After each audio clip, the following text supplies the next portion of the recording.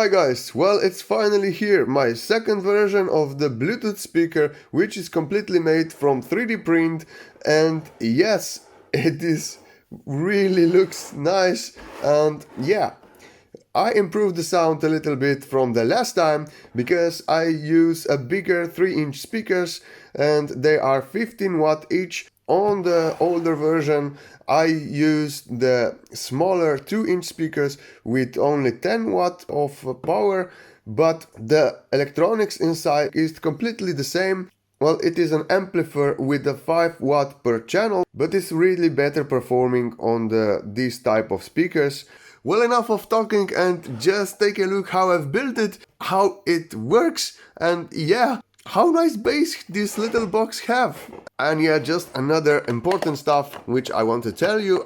Let me just tear out my speaker and yeah, put this inside if you make speaker with a 3D print, because it is the plastic box and it will vibrate. And if you put some little foam inside, it will really makes better and being very helpful.